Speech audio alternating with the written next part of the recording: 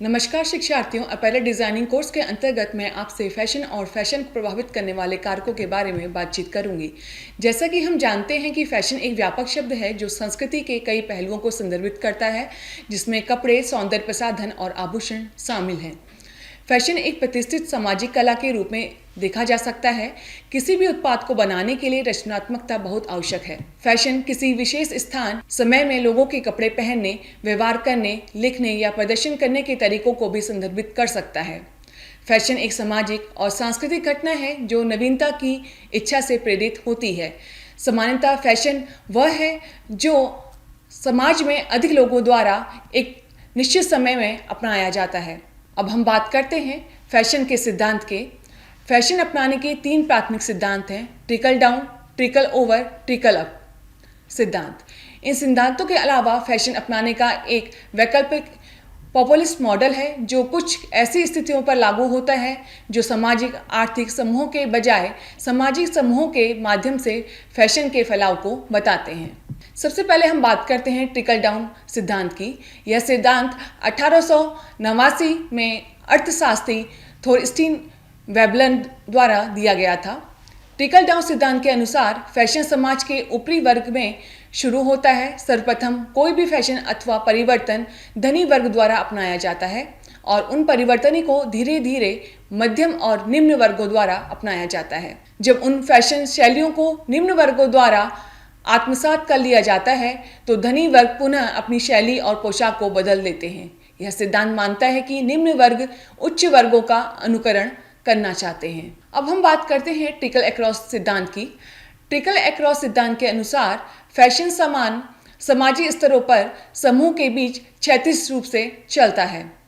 Trickle across model के अनुसार किसी भी फैशन को एक समूह से दूसरे में अपनाने के बीच बहुत कम समय लगता है। इस सिद्धांत के लिए साक्ष्य तब प्राप्त होता है जब डिजाइनर उच्च अंत से निचले अंत पर पहनने के लिए तैयार वस्तु की कीमतों पर एक साथ एक नज़र डालते हैं। अब हम बात करते हैं ट्रिकल अप सिद्धांत की। ट्रिकल अप सिद्धांत फैशन में बदलती शैलियों और प्रथाओं को दर्शाता है।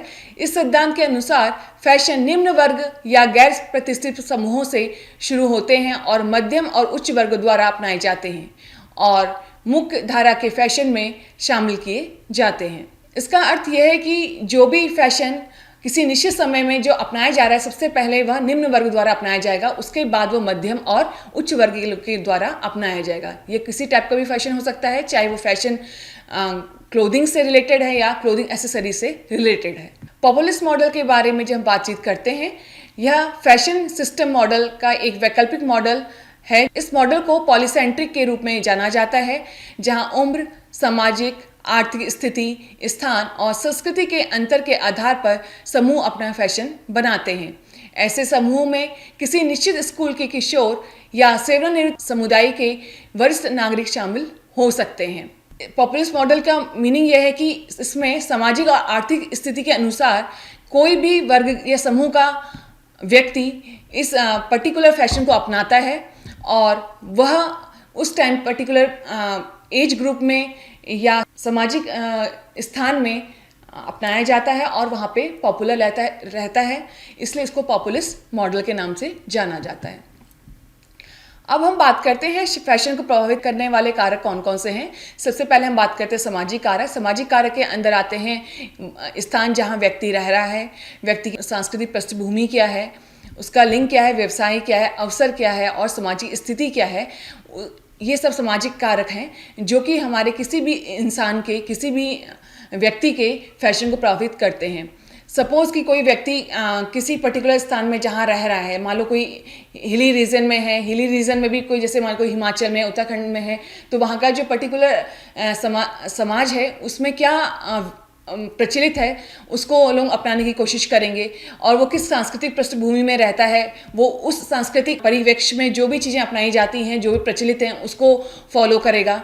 वैसे उसका व्यवसाय क्या है, और कोई पर्टिकुलर ओकेज़न है, जैसे त्यौहार है, घर में कोई फंक्शन है, शादी का है या नामकरण का है, उसके अनुसार अपने कपड़े को पहनने की कोशिश करेंगे। जो भी उस पर्टिकुलर ओकेज़न के लिए फैशन वहाँ पे पॉपुलर है या उस मार्केट में अवेलेबल है, उसको पहनने की कोशिश करेंगे। और सामाजिक स्थिति क्या है कि समाज में उस व्यक्ति की क्या पोजीशन है, उसमें भी डिपेंड करता है। तो उसके अनुसार कोई भी व्यक्ति अपने फैशन को अपनाने की कोशिश करता है। अब हम बात करते हैं आर्थिक कारक। आर्थिक कारक फैशन का एक गहरा प्रभाव डालते हैं, जिसमें कपड़ों के डिज़ाइनर, रंग और कीमतों के साफ फर्क नजर आता है। जब अर्थव्यवस्था मजबूत होती है तो लोग अधिक खर्च करते हैं और फैशन में नई नई चीज़ें अपनाते हैं। वहीं आर्थिक मंदी के समय लोग साधारण और किफ़ायती विकल्प चुनने की कोशिश करते हैं। तो किसी भी पर्टिकुलर व्यक्ति की जो परचेजिंग पावर है और जो उसकी आर्थिक स्थिति है, उस पे हमारी परचेजिंग पावर डिपेंड करती है। अगर किसी व्यक्ति के पास अधिक पैसा है तो वो अपने फैशन में अधिक खर्च कर सकता है। अगर उसकी आर्थिक स्थिति सही नहीं है और मध्यम वर्ग के हैं तो वो किफ़ायती रूप से चलने की कोशिश करेंगे और किफ़ायती विकल्प चुनते हुए फैशन को अपनाने की कोशिश करेंगे। पर्यावरणीय कारकों की स्थिति में ठंडा, गर्म, ठंडी हवा आदि शामिल हैं। हम चरम पर्यावरण, असामान्य स्थानों में सुरक्षा लेने के लिए कपड़े का चयन करते हैं और पर्यावरण की स्थिति में बदलाव होते ही हम कपड़ों का चयन भी बदल देते हैं। सपोज़ अगर किसी हम ठंडे स्थान में हैं तो हम ठंडे स्थान पर कपड़े वो पहनेंगे जो कि हमें ठंड से बचाएं, और फैशन को भी फॉलो करेंगे, लेकिन अधिकतर हम कोशिश करेंगे कि फैशन भी हो और जो हमको ठंड से बचाए वैसे कपड़े पहनने की कोशिश करेंगे। जैसे ही सीज़न चेंज होगा, सपोज़ गर्मी आती है तो गर्मी में हम ठंडे कपड़े पहनने की कोशिश करेंगे, और जो उस दौरान जो फैशन प्रचलित होगा और हमारी आर्थिक स्थिति हमें सपोर्ट करेगी तो हम उसको परचेज करेंगे। शारीरिक कारक, इस कारक में उम्र, व्यक्ति की आय, शरीर की संरचना, शरीर की शारीरिक प्रतिक्रिया, गतिविधि स्तर आदि शामिल हैं। कपड़ों के पैटर्न समय के साथ शारीरिक परिवर्तनों के कारण व्यक्ति की उम्र के साथ परिवर्तन होते रहते हैं।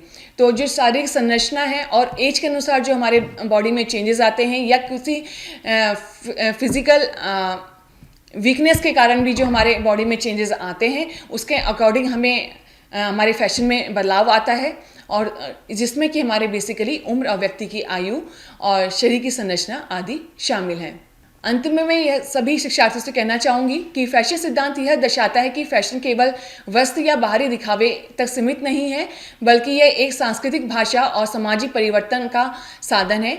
इसको अपनाने और बदलने में सामाजिक, आर्थिक, मनोवैज्ञानिक, पर्यावरणीय, तकनीकी और मीडिया जैसे कई कारक मिलकर योगदान करते हैं। अतः फैशन किसी भी समाज की गतिशीलता, रचनात्मकता, सामूहिक पहचान का परिचायक होता है। धन्यवाद।